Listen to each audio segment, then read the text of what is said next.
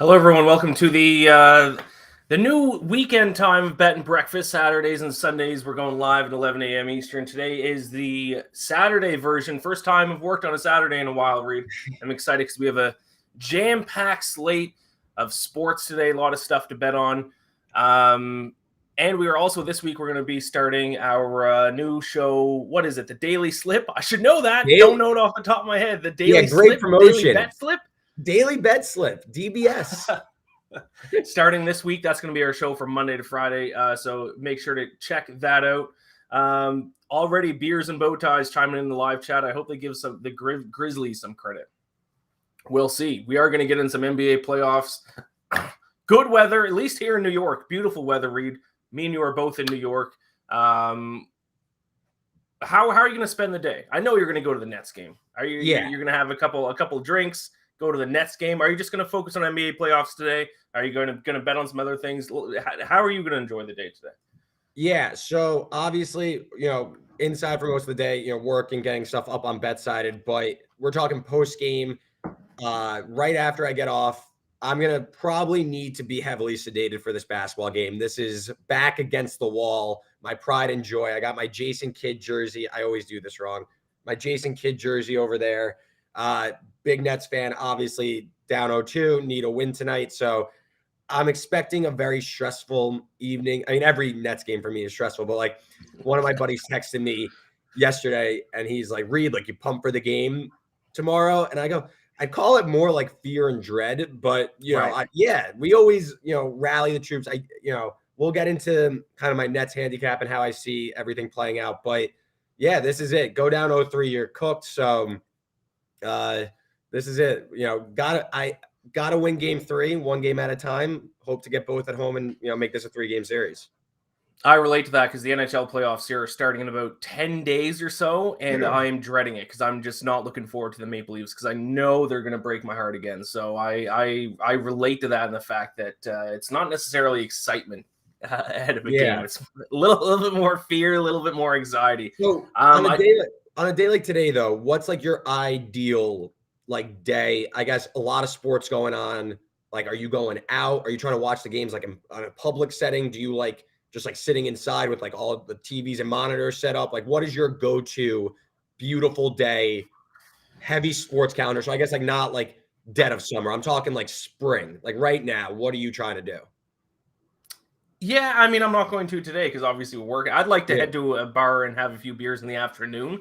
I'm more of a sports bar in the afternoon kind of guy and then watch at home at nighttime because I think sports bars get a little rowdy at nighttime. And I like to kind of lock into the TV a little bit more. So lots of bets, though. The mornings, just like this morning was eat breakfast, have a coffee, figure out your bets for the day. I've got 7 bets locked in, I think, across 3 different sports. Jam-packed day. I have 5.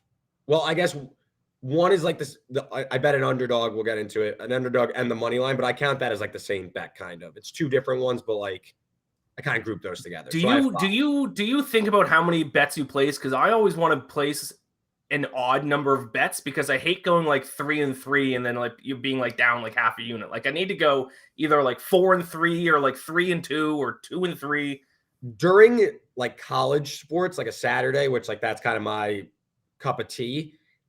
I always need like a number where if I say it, like, I mean, I obviously bet at like high volume, but I'm looking for like, one, I need like the schedule. Like I kind of need everything in a window. Like if I don't have a game on like in the 3:30 slate, like maybe I'll kind of force the issue and get one in there so I have something going on. Right. But like if I sit there and I'm like, I just have like on a college football Saturday, like, all right, I only have 7 bets. I'm like, that's like just not going to get it done for me today. Like I need to like up that up. That's like rookie numbers. Like, let's go. Let's like push this to double digits. Now, before we get into our picks for today, I do want to recap a little NBA action from last night. I'm going to be leaning on you because I've said many times before, I'm hashtag not an NBA guy. I understand Kyle Lowry got hurt last night. The Heat dropped a game to the Hawks. Any thoughts on that? It was a 1-point win, wasn't it? It was a close game. Yeah. Hawks defensive stop, 10 seconds. Trae Young comes down, hits a floater. Hawks win. Obviously, they were down 0-2, so they get that lift now. So they have a big game 4 coming up in a couple days. But yeah, the Kyle Lowry injury, obviously massive. Teams are dropping like flies here. And that's, unfortunately, it seems like always the story of the NBA playoffs. You always have, teams getting injured. I mean, now what? We got Devin Booker, Chris Middleton, Luka Doncic has been hurt. Now Kyle Lowry. I didn't see a report on when he's going to be back, but it's a hamstring injury. And Kyle Lowry's up there in age, has a lot of mileage. I think you could, unless it's nothing, but it seemed like it's going to be at least a few games, I'd put him doubtful to come back this series, especially with a player like that. I think the Heat have enough to get by this series, but it's not going to be easy. You know, Trae Young, obviously a microwave. He could go off. The Hawks really, they're one of the best. And, you know, I gave out as my best bet yesterday, the Hawks money line. I thought they were going to win, not at the buzzer, not at nearly the buzzer, but the Hawks 27-14, now 28-14 at home this season. They go from minus 1.7 on the road to now +5, probably a little bit less than that net rating. So they go from bottom 10 team to a top 10 team, home and road split. So obviously it's going to be tough because they don't have home court or anything, but the Hawks could get a little frisky in the series, and this series could go a little bit longer, especially when you compare it to the Sixers potentially sweeping. Gets a little interesting for the Heat, especially if they don't have Lowry for the next few games. WinBet still thinks Heat has it in the bag. Minus 825 is the new odds for them to win the series against the Hawks. So that win last night didn't scare the odds makers too much. Let's move on to a different series that is now 2-1. The Bucks, without Chris Middleton, win big in Chicago. Interested to hear your thoughts on this, Reed, because I did a stream with Donovan and Peter on Thursday after the Chris Middleton injury news came out and about the Devin Booker injury news. Complete opposite opinions. Donovan thought the Bucks were still going to be fine without Chris Middleton. Suns were still going to be fine without Devin Booker. Peter flipped, went the opposite direction. And I think in your guys' NBA stream, his prediction for the NBA Finals was a rematch last year, Suns and Bucks. In my live stream with him on Thursday, he completely switched both teams. Now he's saying the Warriors and the Heat. So the two injuries to Devin Booker and Chris Middleton scared Peter. Last night, it didn't go his way, though, because the Bucks won big without Middleton. Thoughts on that game? Yeah, if I were to say before, obviously, last night, obviously, we now have results, but I would have said the Pelicans are a little bit more live than the Bulls. So I'm not necessarily surprised. Obviously, Bucks winning by 30 is a surprise because they closed about 2.5-point favorites. So obviously, a massive beatdown. That game was over from the tip, basically. So I'm not surprised that the Bucks were able to get some separation. The Middleton injury, it seems like he's going to be out 2 to 4 weeks, so that could linger into this next series. I do think, though, the Bucks have enough. I think they still win these next 2 games and get out in 5. But again, I didn't take the Bucks to go to the finals. I obviously took the Nets because no bias whatsoever, just completely objective opinion on the Nets going to the finals. Of course. But I did have my reservations about the Bucks because their defense has been overrated all season. Now, the Nets played the Bucks last year in the postseason, obviously. And to me, the Bucks, Giannis is going to give you like 30 and 15 in the playoffs, right? He's that great. He's a Greek freak. I understand that. He's unbelievable. But Middleton scares me more because Middleton and Drew Holiday, they go through these stretches where they can't shoot. Game 1, they shot terribly. Game 2, they didn't play so well. Middleton got hurt. So Middleton, though, when he's on, all of a sudden, Giannis and Middleton combined, that gets up to 60 points, 70 points.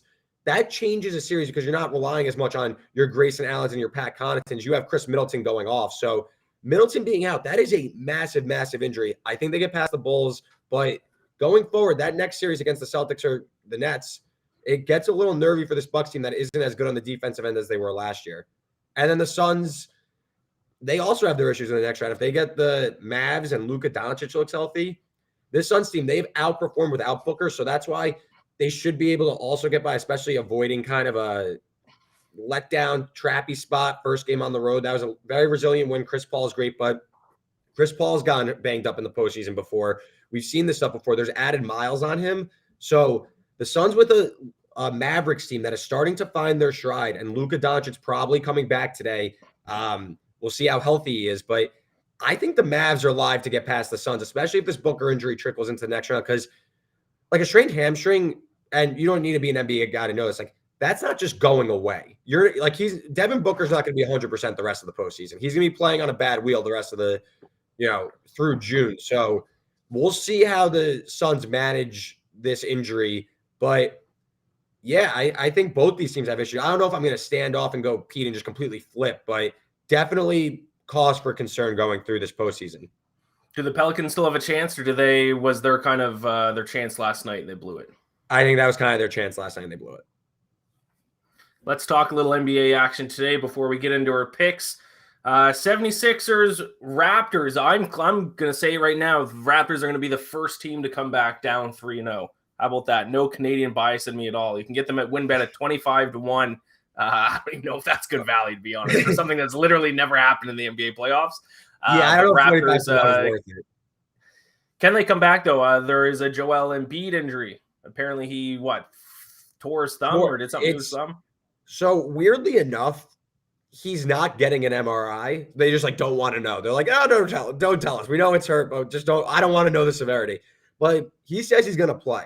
It's in his shooting hand. It's likely torn. I'm not going to say it's definitely. I'm pretty sure it's torn ligaments in his right hand, his shooting hand. It's going to be a pain tolerance thing. He's going to play through. He plays through injuries all the time. I'm not going to say the Raptors are going to do it. I'm not going to stake my claim. I'm not going to take him 25-1.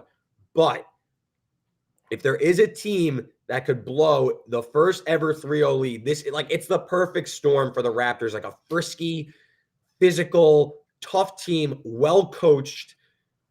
So let me set it up. This will be how it happens. Embiid's play is severely hampered. Let's say he drops to 75%, right? So he's still going to be amazing. He's still going to play very well. The Raptors still don't have a body for him. He's going to get to the free throw line a lot, but he's going to be playing hurt. So maybe his minutes go down, or he has to leave a game or two, to get to the locker room and do whatever, get taped up again. Then you have Doc Rivers, who has been on the wrong side of, I believe it's just 2-3-1 blown leads. And also James Harden, who has his playoff flaws too. And we know James Harden is not the same James Harden. So I think the Sixers need to put this away today. I think they play at 2:00. They're laying 3.5. I'll let you know in 1 second. The I got Raptors, futures in front of me. You don't want the Raptors to linger in the series, because the Sixers, it's almost like they're going to deteriorate as the series goes on. This is something that you can kind of foresee as the series goes longer. You're going to give the Raptors a little bit of life. They're a little bit younger, a little bit more house money type of feel. If you're the Sixers, you don't want this getting back to Philly, where it's 3-1 all of a sudden, and then the Raptors, they might get Scotty Barnes back. They have some momentum all of a sudden, because the Raptors should have won game 3. They missed free throws at the end of the game, and they lost, and Embiid hit a crazy, essentially buzzer beater. So I wouldn't say it's a must win for the Sixers, because you got to win 1 of 4. It's going to be tough, obviously, and I don't think 25-1 is enough, but I could see it. I could definitely, if you told me in 2 weeks, oh my God, the Raptors just won in 7, that sounds about right, given the characters here.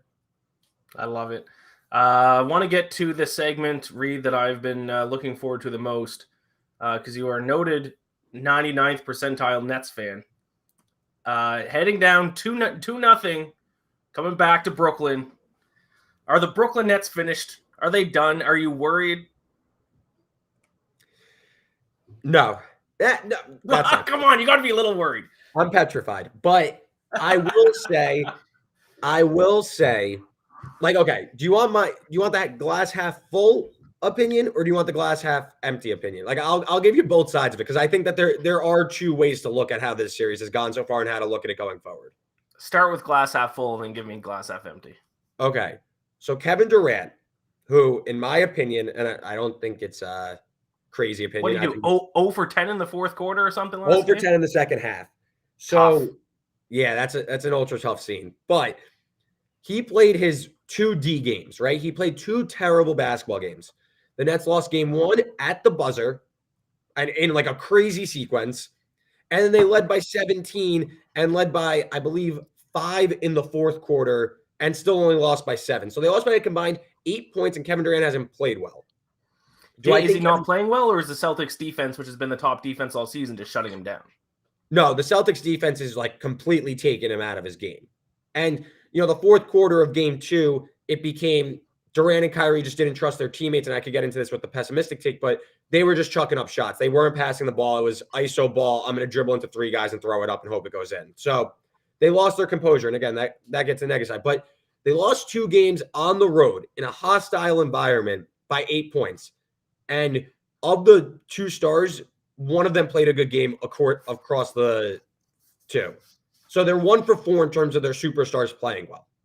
So you come back home, Maybe we get a bump from the home crowd. Maybe the role players play a little better. Maybe Durant and Kyrie kind of find their footing. Robert Williams might play, and that's obviously a problem, but they, like, in theory, they were supposed to lose these 2 games. You know what I'm saying? Like, they were underdogs in both. What? What do you mean they're supposed to lose? No, I'm saying that, like, nothing has necessarily changed from the first 2 games. Like, if you think about it, the home team is like the common saying is a series doesn't start till a team loses on their home floor. So a series hasn't necessarily started yet. I'm just saying you can't just say that's a thing. No, I like it, man. I like it. I'm giving this is a glass half full take. This is optimistic read. So now you're coming back home. You think Kevin Durant, Kyrie Irving, they play better in front of the home crowd. They get some momentum going. They're due for a good game. So you win game 3. Like, yes, I'm not saying it's going to be easy. You're in an 0-2 hole, but you can't just say it's finished. Obviously, you lose tonight, it's done. It's over. We're done here. And they'll probably get swept too. But there's cause for optimism. They lost by 8 and they didn't even play well. I think we've seen the Celtics play at an incredibly high defensive level. And yes, I think they can hold that up. But can you keep Kevin Durant down for this many games? Can Kevin Durant figure it out? He is one of the best players on earth. And, like, obviously tough look going 0 for 10 in the second half. But again, this is one of the best players of all time. If he could figure this out, the series looks a little bit different. So I don't think that we can necessarily write the Nets off just yet. But yes, there are a lot of grim outlooks for this. And now I could give you my glass half empty take if you want it. Of course. I like glass half empty takes. I enjoy those more, to be honest. So the glass half empty take is that Celtics head coach Ime Udoka, he was on the Nets coaching staff last year. He was our assistant coach. Yeah. And he's running circles around Steve Nash. And I believe the Nets lost the first 2 games, not necessarily direct result of Durant playing bad and Kyrie playing bad and all that. It's because one team is a cohesive unit that went on this crazy run since New Year's, and they have a lot of chemistry and a lot of belief in one another, while the Nets are a very talented group of players that don't have trust in each other. In the fourth quarter, the ball stuck to Kyrie and Durant. That was it. They didn't pass the ball to Bruce Brown, who was playing fantastic, to Goran Dragic, who was playing fantastic, to Seth Curry, who was playing very well. It was just them 2. They don't trust their role players. So is that going to change? Are you going to see kind of a more cohesive Nets team? There is they could just flip the switch. We've seen it before, but where is it? And then the next question, I think they lost these 2 games because of a lack of composure, which to me starts with coaching. Obviously, your 2 stars, but Steve Nash has looked in over. Don't come with my boy Steve Nash, Reed. I won't stand for that. I have given Steve Nash the benefit of the doubt because obviously the season has been full of a lot of curveballs, but he does look a little in over his head here, which can Steve Nash rally the troops to get a full 48 out of them? Not to mention you have to go 4 out of 5 now. 4 out of 6, sorry. You have to win 4 out of 6 now. So can they get that level for enough minutes to actually win this series? So, and the post-game press, you can't read necessarily too much into post-game, press conference because, you have them every game, but I'll do a little body language doctor here, a little see what's going on. Kyrie Irving saying it's just Boston's time. They're really peaking together. They played a lot together. Ime's a fantastic coach. He's, was with our staff last year. He knows how to beat us, blah, blah, blah. It did feel a little bit like a resignation that they know they're inevitable doom. You know what I'm saying? It wasn't we lost 2 on the road. We're going back home for 2. We're going to get those back. And, we're going to make this they didn't inspire confidence in me, which isn't the end all be all, but I would have liked to hear him, give a little bit more intensity in the post-game presser. So not to mention Nets are a little bit short. They got Robert Williams coming back, who, in my opinion, should have been the defensive player of the year. Obviously, he got hurt. So, yes, there are a lot of things going on against the Nets. But ultimately, and I'll close with this, just win tonight, win game 3, and then let's see what happens in game 4. Because you got to win. I'm not getting ahead of myself, but I do think the Nets should win tonight. And then it's about, can you follow it up with game 4 and actually make this a series? Because you got to get both of these now. Reed, when the BetSided crew met in New York City, we had a debate about who are the best pound-for-pound basketball players on planet Earth. And the consensus between all you guys, and I, once again, hashtag non-NBA guy, was Kyrie Irving and Kevin Durant. And now here they are down 0-2 to the Boston Celtics. How does that happen, man? They're supposed to be the two best basketball players on planet Earth, and they're losing 2-0 in a series. Boston's getting really physical. They're the defensive team that was. If you're the best pound for pound player on the world, that shouldn't matter. You should be able to overcome. I agree. You can't give them a pass. They play terrible, but you got to trust them. That's why they're the best. Like you can't write them off just yet. You can't. We saw last year. If they don't move on, is there a window closed for a championship? I wouldn't say it's closed, but I ultimately do think Nash gets fired. I think that's going to happen. I don't know. Are KD and Kyrie coming back? I don't know what their contracts are. Do they both? Kyrie has a player option. The Nets were going to extend him, but then the whole vaccine thing happened. So yes, Durant signed the extension last year, so he's here for another 4 years. And him and Kyrie are like best friends. Like you can look at if this season will obviously be an unmitigated failure and will have taken years off of my life, but a lot of things have gone against them. It's been a year from hell in terms of the vaccine mandate, James Harden's decline in trade requests, and like whatever that was, and injuries to Durant. So there have been a lot of things standing in their way, and I think Nash gets scapegoated. But at the same time, I think they are going to need a little bit of an overhaul here.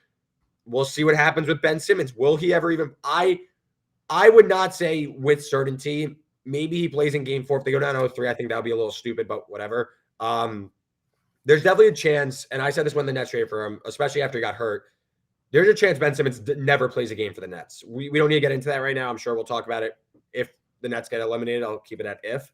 But there's like the Simmons aspect of this. Does he come back? Because that's a defensive player of the year, and the Nets haven't had a chance to play with him yet. So we'll see how it goes. But it's definitely been obviously a difficult year, and I don't think that they're just going to stand pat and run this back. I think that there would be changes going into next year.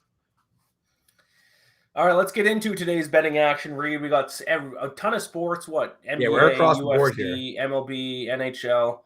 How many different sports do you have a bet placed on today? I have three. No, two. I have UFC and NBA. No MLB. No MLB for you today? I leaned on you for that. You went to the Mets game the other day. How was that? Fantastic. First game of the year for me. Took Eduardo Escobar. Good. Yeah, Mets are a sneaky wagon, but they do this in every April. So I'm tempering expectation, but they do look very good. Bet the Mets, bet the over. Took Eduardo Escobar to hit a homer. He did. That was great. Plus 560. So that was a good day at the office. They won 6-2 over 7.5 Mets money line. So 3-0. What's your pick to win tomorrow's Emilia Romagna Grand Prix? Oh. No, you don't have to answer that. I read yours. His last name starts with a C, right? Nah, not really. No, kind of. Okay, no. Really. He was the favorite. He's like plus 120. Charles Leclerc. Leclerc. Kind of, yes. But yeah, I like Leclerc to take him home. What about the big Geico 500, man? Everyone's getting ready for the Geico 500. Oh, Kevin Harvick for sure. When let's get really deep. I got into like a deep NASCAR phase. So yeah, because NASCAR is one of the first things that came back. So yeah, Kevin Harvick was like my go-to bet, and he won like 3, and I was like, "This is amazing! This is like the sickest thing ever." I love NASCAR. Let's get into our best bets for today. I think what we're both going to do is break down our best bet, but then give rapid fire what our other picks are for the day. So let's start with you, Reed. I know your best bet, and we'll start off with that, is an NBA player prop. Yeah, so I'm going to take Rudy Gobert under 29.5 points, rebounds, and assists, PRA, as I like to call it. And how I bet, because I don't do a lot of NBA player props during the year unless the spot really calls for it, but watching all these playoff games, you could see particular substitution patterns, particular adjustments on the fly. And first, Rudy Gobert has not cleared this number the entire series. So that's the start. So he's underperformed the entire series in terms of this prop. But also we saw in game 3, the Jazz went away from Gobert, who was minus 16 on the floor. And they made their run in the second half. They played much better. They went small ball and kind of just said, you know what? Gobert's rim protection has been mitigated because Maxi Kleber for the Mavs is standing out on the perimeter. There's no point. Let's just go all offense and try and outscore them. And this is it for Utah. And I think Quinn Snyder might be out of a job after this year. This team is likely heading for a breakup in some respect. So I think Quinn Snyder might just say, whatever. Like, Rudy, you're going on the bench. You're going to play limited minutes. So I'm on his unders. If you could find at particular books, I will be playing his alt unders. I think we see his minutes cut in half this game. Yeah, I think alt unders. Yeah, I did this with Steven Adams in game 2 of the Grizzlies series because I saw the adjustment for the Grizzlies to make off of a loss was no Steven Adams. He ended up only playing 3 minutes. And all of his alt unders obviously hit. It was fantastic. So I'm going for it again here with Gobert. This is like my favorite bet. I'm taking under 29.5 prop, but sprinkling on like alt unders, like whatever you could find. There's a chance Gobert like finds himself on the bench for the majority game because this is a desperation game for the Jazz. They need this game. And they go like radical and completely change their scheme. And we saw them have success with Gobert on the bench. So all of that setting up for unders on Rudy Gobert. All right, let's hear the rest of your picks for today. Rapid fire. Rapid fire. Okay. I took OG Anunoby over 18.5 points. Scored 20, 26, 26 in the first 3 games. Don't really see a reason why to go away from it. This number's been like ticking up by like a point each game. Go with it. And then I took the Mavs on the spread. There's better numbers out there than I did because I read the line. I misread the market, but I have plus 4.5 and I sprinkled on the money line because I think the Jazz are ultimately cooked. And in the UFC, I took Cameron Else as a big. You don't like that? No, I don't hate it at all. Yeah, took that. I got plus 198. I'm not certain what WinBet has, but you should bet at WinBet. They have Else at plus 190. So I still like it at plus 190. I think this fight is more of a coin flip than anything. I think Else can get a finish here. And then my favorite bet, I put 2 units on it. I like Clay Guida in the co-main at UFC, minus 110. Yeah. Oh, Reed. Why? You went with Puelas?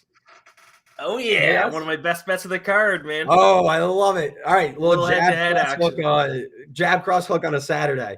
But I wasn't on Wednesdays, but I did get you with Fialho. I got him. Yes. Got you there. So let's make that 2 in a row against you. I like Clay Guida. I think he pushes the pace. I think this Puelas guy kind of stinks. So give me Clay Guida. That's my favorite bet for the UFC. Amy's on Clay Guida as well. For those watching, if you want to see more some UFC breakdowns, head over to watch Jab Cross Hook after we're done here. I think it's on the BetSided MMA YouTube channel. Any other picks? And that's it for me. All right. Maybe we'll tweet all these out after from the BetSided account or something. Yeah. Sounds good to me. My best bet going a little Major League Baseball. We brought up the Mets before. I'm taking them on the run line today against the Diamondbacks at even money. I watched these 2 teams play in New York last Sunday, and the guy who was pitching for the Diamondbacks, Humberto Castellanos, he stinks.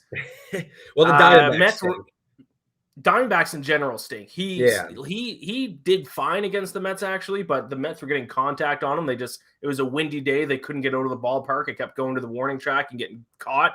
I'm telling you, this Humberto Castellanos guy stinks. So I'm going to fade him as much as possible. Diamondbacks dead last of the majors right now. They have a batting average of 180. That team sucks. Yeah. I will be fading the Diamondbacks almost all season. No, I like. And Mets are 4th in batting average, so I kind of like the Mets right now. Yeah, we're rolling right now. I think Mets are going to be my New York team. Go Mets.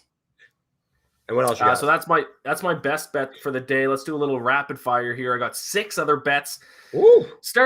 Starting in the NHL, little hockey action, fading my Maple Leafs once again. I have no faith in their goaltending. I'm seriously still waiting for a phone call from them. I might get called up to play goalie for them because none of the goalies can stop a beach ball. It's unbelievable. Now they take on the best offense in the NHL. Panthers are scoring 4.3 goals per 60 minutes. It's a little juicy, but I'll take Panthers minus 150. White Sox Twins, I'm going over 8.5 minus 120. I think we're going to see both offenses have been slow this year, but I think we're going to see them open up today. Vince Velasquez stinks for the White Sox. Garbage. And Dylan Bundy somehow has been fantastic through his first 2 starts. I don't see that keeping up. Neither bullpen's great either. White Sox 15th in bullpen ERA. Twins are 28th. Going back with my Blue Jays, I might be fading my Maple Leafs, but I will back my Blue Jays here. Alek Manoah is pitching 1.5 ERA through his first 2 starts. I wrote at BetSided earlier this week about how I think Alek Manoah is a legitimate Cy Young candidate. I think you should bet on him now. I think he's still at 15-1 last I saw him this week.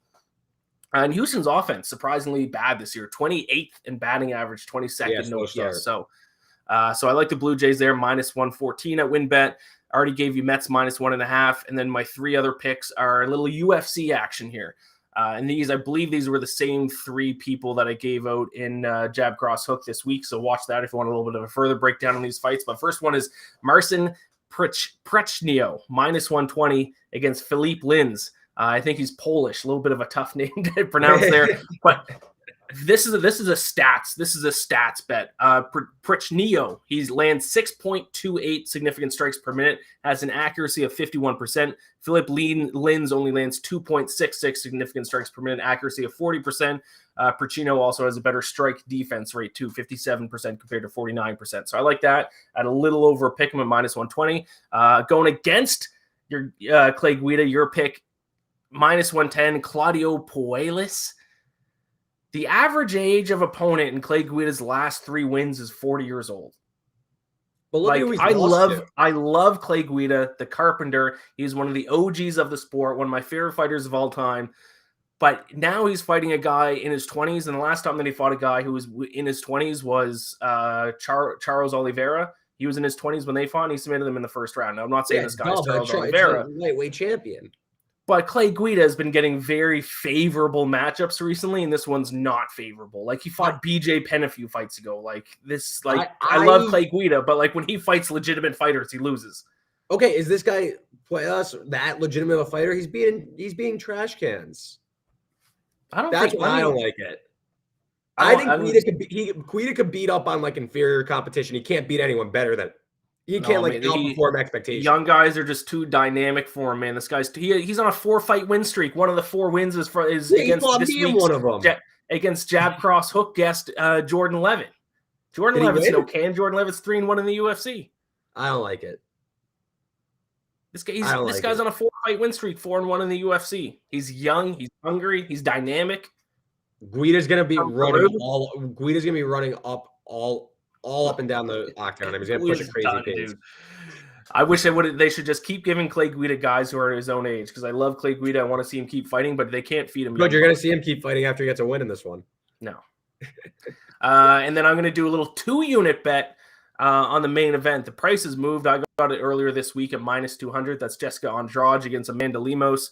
I think Jessica's being undervalued in this fight because she's 2-3 in her last 5, but those 3 losses have come to Valentina Shevchenko, Rose Namajunas, and Weili Zhang. Probably the 3 best women fighters in the promotion. So 22 wins, 16 finishes. I think Amanda Lemos is way over her head. So 2-unit bet. It's a juicy one, but that's why I'm putting 2 units on it. I'm that confident. Jessica Andrade -200.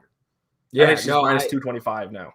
Yeah, I wrote up I don't have a bet on it. I wrote up a little preview for it. Like, Lemos her win equity is all in the first round. Because she's obviously an incredibly dangerous striker. She could finish Andrade. I don't think she can. So my opinion on it was to live bet Andrade after the first round. Because I think she probably loses round 1 and then completely takes over. So I do agree with you. I think Andrade wins. I'm not rushing to light it though. You know what I mean? Beers and Bow Ties has a question here for you, Reed. You're taking Mavericks on the spread, but why not sprinkle a little money line? Oh, did I not say I'm sprinkling the money line? I think when you were giving out your picks, I don't think you mentioned money line. Oh, okay. Well, I am. So add that to the. But I do remember earlier in the show you did say there was one game you're going to do spread and money line. Yeah. So I did a full unit on the Mavs with the points, and I sprinkled half a unit on the money line. I agree. I do think the Mavs win this one outright, but of course I'm trying to protect myself if it's a close game or something. And I will say there is some Ewing theory potential with the Mavericks. They're bringing Luka back. Everyone thinks they're going to be, much better, obviously, because Luka is a superstar. He's one of the best players in the league, but he is coming off a calf strain. Maybe he's a little limited. Maybe he kind of stunts the flow that Dinwiddie and Brunson have had. So if the Jazz won, I don't think it's the craziest thing, but I think that the Mavs are going to win, but I wouldn't be shocked if they lost. So that's why I'm going with the points. Every game has been tight. Especially in game 1 when the Mavs lost, they were basically covering until the last 5 seconds.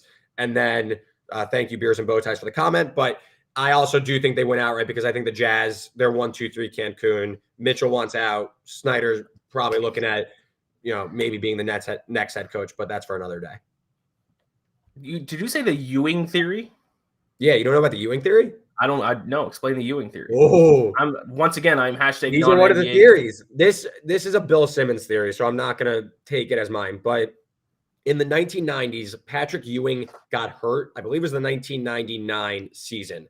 Patrick Ewing got hurt, and the Knicks proceed to go on a run. And I believe it's the year they made the finals. But Patrick Ewing, obviously the Knicks' best player, their center, he gets hurt, and basically everyone else responds, and they up their level. Oh, I think I have heard this. Yes, and it became the Ewing. So it's basically the idea now in simple terms. That's like the origin of it. In simple terms, it's like when your superstar goes down, everyone else raises their level that they become that much better and they start outperforming expectation. Like it's almost like the loss of the star is overrated. So now you're looking at this. That's why I like to underreact. That's the thing I kind of do in the NFL. It's a similar theory as the underreact. Like, I'm trying to think of some other ones off the top of my head. It's kind of tough to do, but yeah. So like Ewing theory, that's the initial one, and then like Luka Doncic kind of fits the mold of like a Ewing theory. Look at what the Mavericks have done. Like they find their offense, they're in a rhythm now. Now you kind of re-put in Doncic shoot, and that's not to say Doncic is bad or anything, but like maybe it kind of stunts their rhythm a little bit, and they kind of lose a little bit of chemistry out there. Well, the Grizzlies were what, like 19 and 18 and 2 or something? Yes, John Moran is a great Ewing theory candidate. And this is, again, it's like a negative connotation usually, but like it's not meant to be. It's just like the rest of the guys kind of step up and they play better without him. Example, to bring it to hockey, when the Hurricanes and Leafs were playing a couple years ago, and the Hurricanes had to go to emergency backup goaltender, a Zamboni driver, and I remember the Hurricanes then. What's that? I remember this game.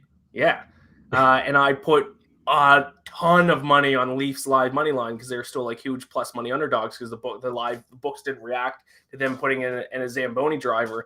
But then the Hurricanes went on to literally play the best defense I've ever seen a team. They were like diving in front of pucks, trying to block everything. It was unbelievable. It was just because they knew that their goalie was literally a Zamboni driver. So they just played like literally the best game of hockey I've ever seen a team play before in my life. So another just heartbreaking result from my Maple Leafs. I can't do anything right ever. Really quick before we just end the stream, read your picks top to bottom if you have them. All right. No breakdown, just read the picks.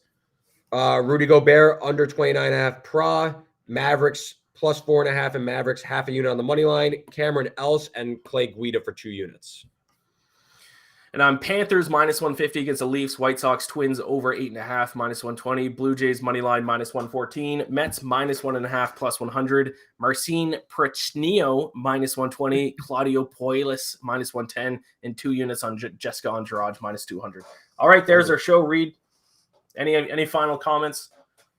Go Nets, obviously, and make sure you're tuning in Monday. Daily bet slip starts. Make sure you're checking that out. That's going to be anyone on the team. We're going to have a like a round robin of sorts, giving out our place for the day, breaking down NBA playoff slate when the NHL starts, NHL playoff slate, baseball, everything you want. That's going to be daily bet slip Monday to Friday, 5 p.m. Eastern. So make sure you're checking that out. And the first show Monday will be myself and Pete, and then it'll be you and Ben on Tuesday. Let's do it. I'm pumped, man. Let's do it. All right. Go Nets. Go Mets. Let's have a day. Let's do it. Enjoy, everyone. Best of luck with your bets. Tomorrow, Bet and Breakfast will still be going on. It is Ben and Peter tomorrow for tomorrow's episode of Bet and Breakfast on Sunday at 11 a.m. Eastern. So be sure to check that out as well. All right, everyone. Have a good Saturday. We'll talk to you later.